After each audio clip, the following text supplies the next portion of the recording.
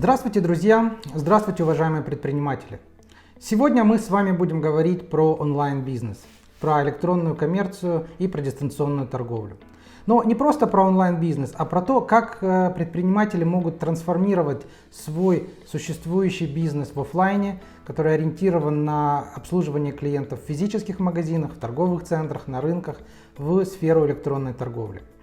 Сегодня в Казахстане уже много предпринимателей прошли этот путь и успешно продают в онлайне. И многие из этих предпринимателей готовы поделиться своим опытом, практикой, какими-то наработками с другими предпринимателями, которые делают только первые шаги в электронной торговле.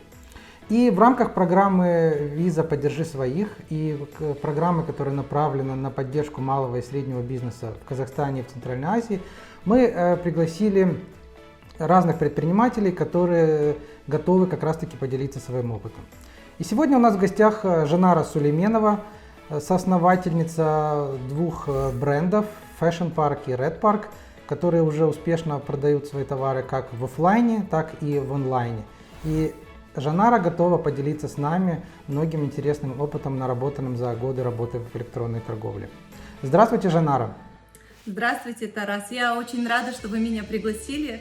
На самом деле, хотелось бы, конечно, поделиться своим опытом, потому что его накопилось достаточно много, и я уже знаю, чем могу быть полезна нашим зрителям.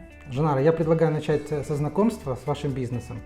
Расскажите, пожалуйста, с чего вы начинали, как вы начинали, и как менялся ваш бизнес на протяжении последних нескольких лет? Вы знаете, 10 лет тому назад, мы вообще в рознице 10 лет, 10 лет тому назад мы начинали с простых франшизных магазинов. Но в 2015 году произошла девальвация в стране.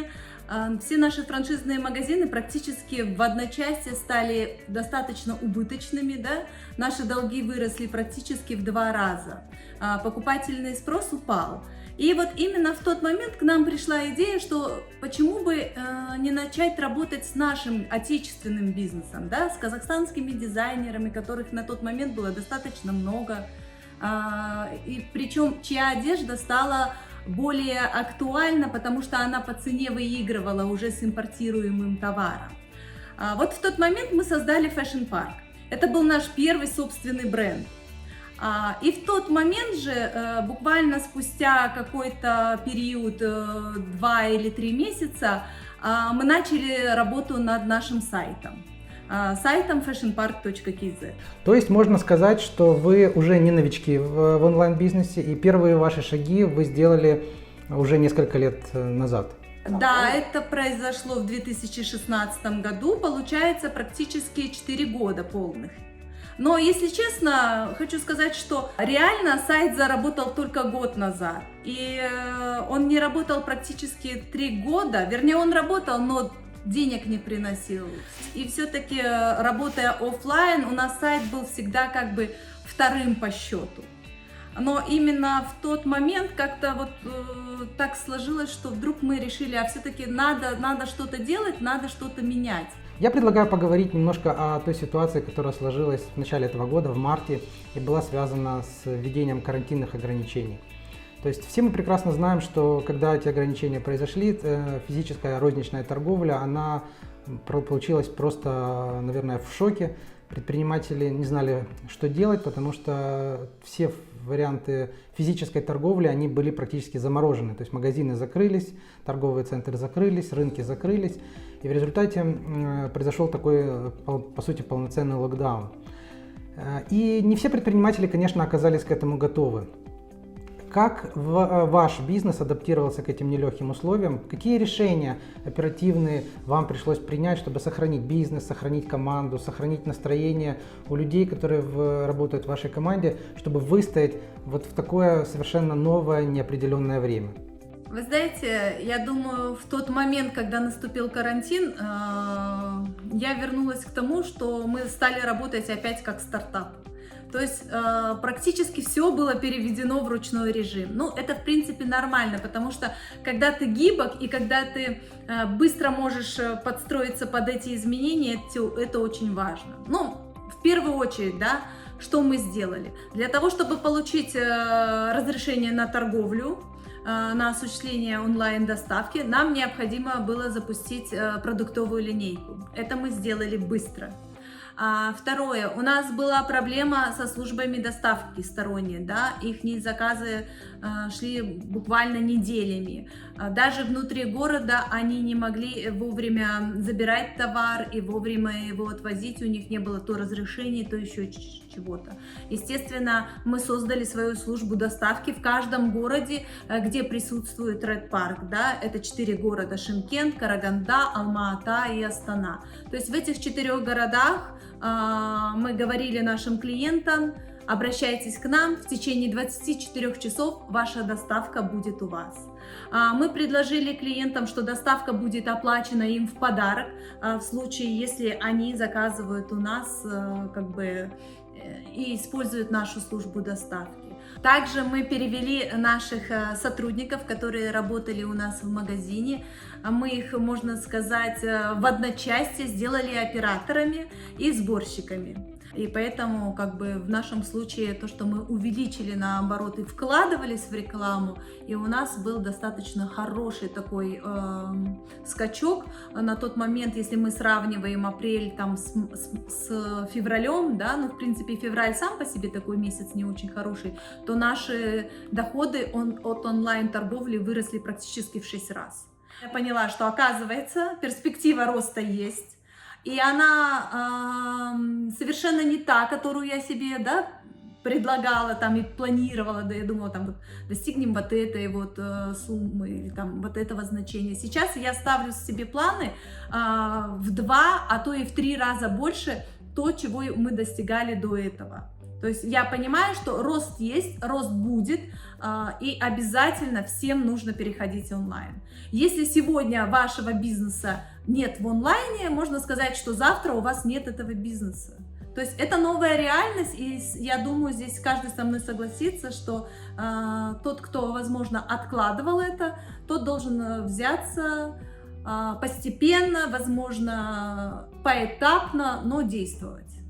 Далее я хотел бы поговорить с вами про различные инструментарии, который важен для ведения электронной коммерции. И начать я предлагаю с услуг доставки, потому что доставка – это неотъемлемая часть электронной коммерции. Любой товар должен быть доставлен от склада до дверей покупателя максимально быстро, максимально дешево, и так, чтобы и покупатель, и продавец при этом чувствовали себя полностью комфортно. Но организация процесса доставки – это не всегда простой вопрос, он таит под собой много различных подводных камней, особенностей, не все всегда просто. Поэтому я бы хотел попросить вас, Жанара, поделиться с предпринимателями тем опытом или дать нам какие-то советы, как правильно организовывать доставку, на что обратить внимание и как вообще строить этот кусок работы. Все в зависимости от того, на что ориентирован сам предприниматель, да. Если он продает в городе Астана и доставляет по городу Астана, то, в принципе, он может привлечь для этого парня-курьера и спокойно осуществлять доставку самому. Но если, конечно, человек ориентирован на другие города Казахстана, то, естественно, здесь уже сторонняя служба доставки, потому что свою собственную здесь создать, наверное, не так легко, если ты только не очень крупный.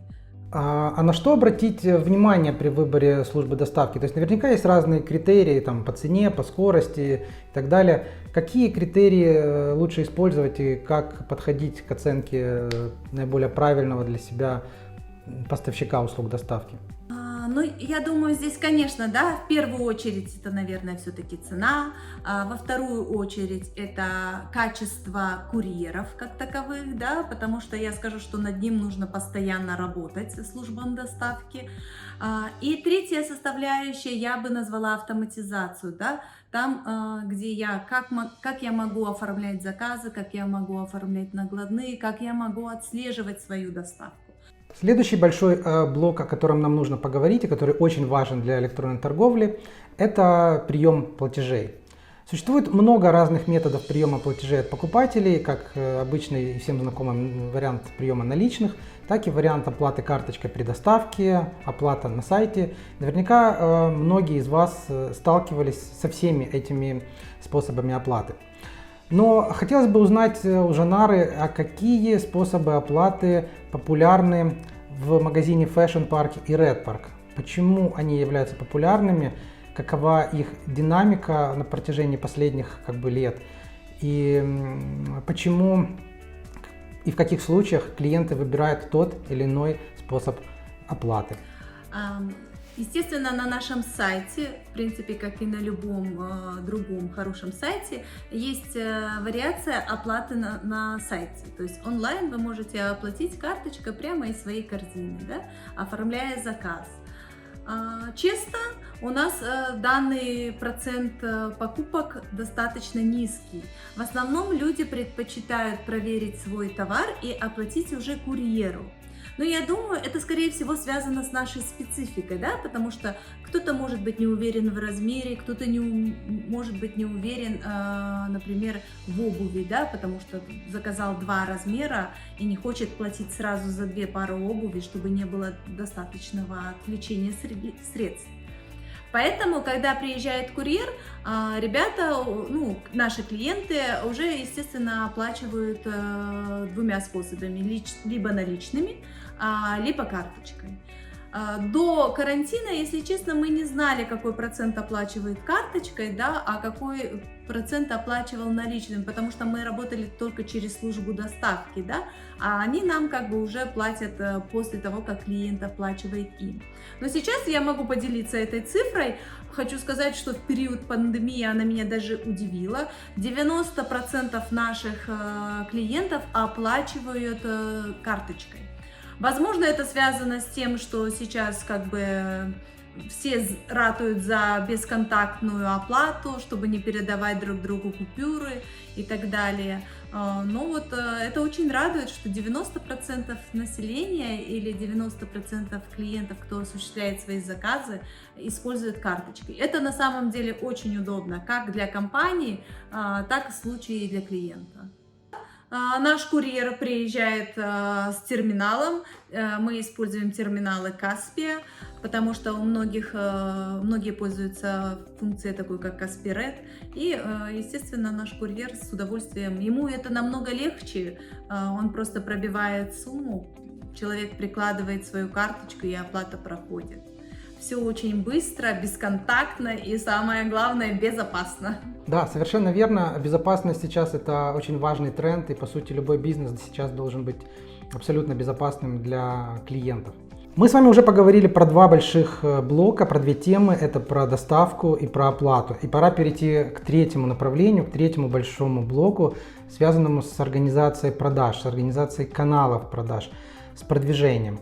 Сегодня многие предприниматели используют не только свой сайт, но и разные площадки внешние, то есть это различные маркетплейсы, социальные сети, Instagram. Какая практика использования разных инструментов и площадок в вашем случае? Где вы продаете и какой результат вы получаете при использовании тех или иных инструментов продаж? На данный момент, конечно, сайт – это наш основной канал продаж, наш собственный сайт. Также мы работаем с Caspia. Здесь у нас продажи не такие высокие, но мы, в принципе, только недавно зашли на Caspia. И продажи не столь высоки, потому что, я думаю, там, наверное, все-таки слишком большая конкуренция, и где-то, возможно, мой товар там теряется, хотя он, в принципе, достаточно привлекателен по цене. Соцсети для нас это было первое. То есть мы все больше верили в социальные сети, потому что в социальные сети мы работаем с нашими подписчиками, мы их там уведомляем, говорим, какие у нас новинки, но все это было направлено на офлайн. Практически и Instagram Red Park, и Instagram Fashion Park все работало на офлайновые магазины. И вот сейчас, когда уже прошло 4 месяца, да, с момента того, как мы сидим на карантине, мы стали перенаправлять нашу эту площадку, да, Instagram, и делать его более направленным на покупки для совершения онлайн. Именно в этот момент мы полностью автоматизировали, да, процесс. Теперь у нас девочки, наши операторы, принимают все из одного окна, отвечают полностью на все вопросы, какие-то заказы клиента, все отвечают из нашей CRM-системы. То есть, если сейчас сравнивать наш сайт и Инстаграм, то в принципе я хочу сказать, что в общей массе заказов заказы с Инстаграма занимают таки довольно существенную долю. Поэтому все, у кого есть Инстаграм, я бы, конечно, рекомендовала тоже максимально работать над развитием социальных сетей. Это большой, огромный плюс. Продолжим тему каналов продаж. Вы уже упоминали про ваш опыт работы на маркетплейсе Каспи, работу с Инстаграмом, с социальными сетями. А что насчет других площадок продаж? Какие еще точки размещения товаров вы используете? И с точки зрения совета предпринимателям, как вы считаете, могут ли эти площадки, эти внешние маркетплейсы помочь предпринимателям сделать первые продажи в интернете? Смогут ли они, еще не имея сайта, начинать продавать на этих площадках? У нас, да, как у компании Fashion Park и Red Park, мы, в принципе, используем только одну точку размещения, мы используем Каспи на данный момент. Но я думаю, здесь как бы нам было легче, потому что у нас был сайт, да, мы его создали когда-то просто по моему желанию, да, по моей прихоти, там, 4 года тому назад, где-то там что-то делали и так далее. Но я думаю, для большинства предпринимателей, да, у кого, возможно, сейчас нет этого сайта, да, у кого нет раскрученного Инстаграма, да, я думаю, самое главное выйти онлайн. Для этого использовать нужно все существующие практические площадки, постараться, по крайней мере. Ну, Каспи, он очень удобен, да, то есть вам не нужно отдавать свой товар, вы просто выставляетесь на платформе Каспия, и в случае возникновения заказов вы сами делаете доставку клиенту.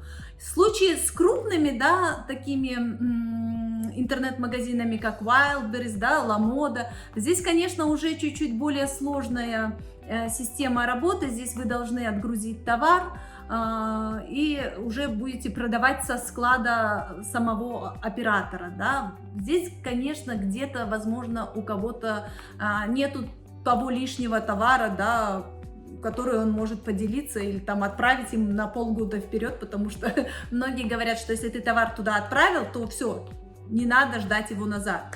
Вот. Но я думаю, в принципе, в Казахстане есть, возможно, более мелкие, да, маркетплейсы. Ну, даже мы, в принципе, готовы рассматривать такую возможность, что если к нам обращается какой-либо предприниматель, мы готовы его поставить на наш сайт Fashion Park, да, но, естественно, у нас есть определенная концепция, поэтому возможно, что не всем мы подойдем, так как Fashion Park это в первую очередь это казахстанские дизайнеры, а во вторую очередь это аутлет-центр для всей семьи, то есть наша ценовая политика, она позволяет нам только ставить товары, которые уже со скидкой, то есть это как бы наше преимущество, да, это наш ценный конечный продукт для клиента, то есть мировые бренды по выгодным ценам.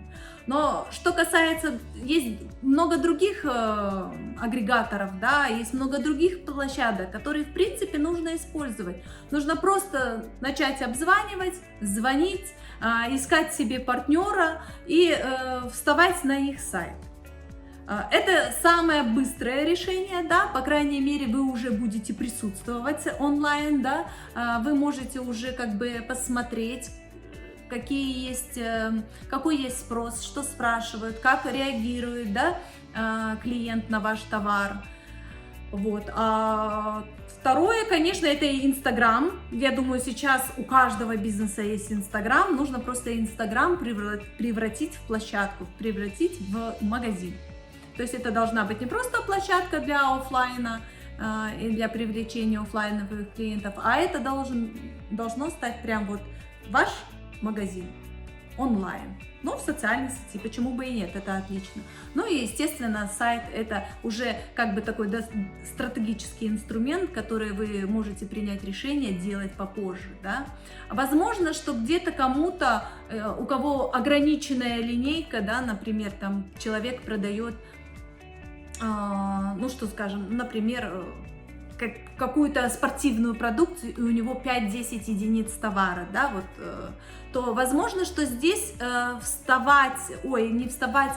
открывать свой собственный сайт как таковой, да, вот прям делать его интернет-площадкой, возможно, как бы не столь будет эффективно, но в принципе, кстати, и это можно сделать, потому что, знаете, как оказалось, да, что сегодня поисковые системы, они продвигают сайты, которые сами по себе крупные, да? Чем больше у тебя единиц товара в магазине, тем больше у тебя карточек товара, тем выше ты в поисковой системе. То есть, возможно, что здесь как бы маленькому интернет-магазину, у которого ограниченная линейка, возможно, ему будет сложно пробиться, скажем так, в высокочастотные запросы. Но, в принципе, по своим каким-то там более узким, да, специализированным или там низкочастотным запросам, я думаю, можно однозначно подняться в топы, если вы продаете прямо определенный товар. И, кстати, создание сайта для такой линейки, да, где до 50 там, или до 100 единиц, в принципе, это вообще на сегодняшний день не проблема. Например, WordPress может легко справиться с этим. Ну, это вот платформа, да, которая достаточно доступна, если даже не бесплатно. Жанара, а как вы считаете, вот если предприниматель разрабатывает свой собственный сайт, свой магазин, то нужно ли разрабатывать его до такой степени и запускаться только после того, когда вам все абсолютно нравится, все как бы работает идеально, все как бы уже там выверено, проверено и все хорошо? Как говорят стартаперы, выпускайте свой продукт, не ждите, когда он будет идеальным, потому что когда он будет идеальным, он, возможно, уже никому не будет нужен. То есть вот сейчас вы сделали, выпустили и докручивайте, постоянно его дорабатывайте, что-то изменяете, но никогда не ждите, что вот сейчас я вот это дорисую и я вот запущу свой сайт. Так может пройти время. В моем случае это было так. Мы ТЗ писали только чуть ли не 4 месяца. Я считаю, что это, что это было какой-то колоссальной работой и каким-то большим отвлечением времени. Ненужным причем. Жанара, мне кажется, что наше интервью с вами было очень интересным и, самое главное, полезным предпринимателям, потому что было очень много советов и таких вот внутренних, скажем так, инсайтов, которые очень ценны при начале бизнеса. И вот я бы вас хотел попросить просто дать нашим предпринимателям несколько советов, рекомендаций по части начала своего бизнеса. Я думаю, что советы от предпринимателя предпринимателям, они носят самый ценный характер. Это самое ценное, что может быть вообще в мире предпринимательства. Тарас, большое спасибо в первую очередь за то, что вы мне предоставили такую возможность, да, выступить сегодня, рассказать о нашем опыте, который, я не скажу, что идеальный, да, методом проб и ошибок мы шли к тому, что у нас сегодня есть, и нам еще предстоит пройти намного больше, то есть фэшн-парку нужно развиваться, и причем развиваться очень быстро.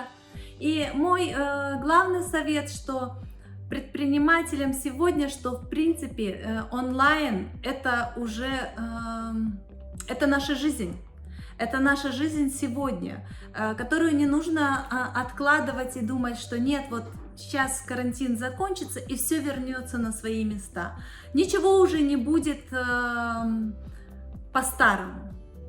Сегодня мы совершенно имеем другой мир онлайн. Даже сегодня с вами мы общаемся, да, онлайн. То есть поэтому не бойтесь, не останавливайтесь, дерзайте, выходите онлайн. Выбирайте свои методы, возможно, у вас будут свои ошибки, пробы. Ну, естественно, конечно, всегда лучше учиться на чьих-то, да, поэтому обучайтесь, записывайтесь на различные вебинары, сейчас их, кстати, очень много, проходите различные курсы. Просто начав двигаться в этом направлении, да, и открывая перед собой новые горизонты, просто впитывая новую информацию, которую вам предоставляют лектора, которых сейчас, в принципе, достаточно много, вы сами поймете, как вам двигаться. Вы сами почувствуете, что для вас важно, на чем вы хотите сконцентрироваться, и, возможно, вы сами поймете, какую площадку вам выбрать для вашей торговли, с чего начать и так далее. То есть лучше вас ваш бизнес не знает никто. Вы хозяин своего бизнеса, вы знаете его, вы ставили его, буквально вы его там, я не знаю, вынашивали, родили и в конце концов развиваете. Вот для того, чтобы его развивать в дальнейшем и чтобы он преуспевал в нашем новом, да, скажем так, онлайновом мире, однозначно выходите туда, не бойтесь, интернет большой, места нам хватит на всех, и сегодня Казахстан в принципе готов к тому, чтобы совершать свои покупки онлайн. Спасибо большое, Жанара, за интересное интервью. Я желаю вам огромных успехов в вашем бизнесе в это нелегкое время, чтобы у вас все получалось. А наших зрителей, предпринимателей я приглашаю к просмотру других интервью и других уроков, которые мы специально для вас собрали на этой платформе. Всем пока!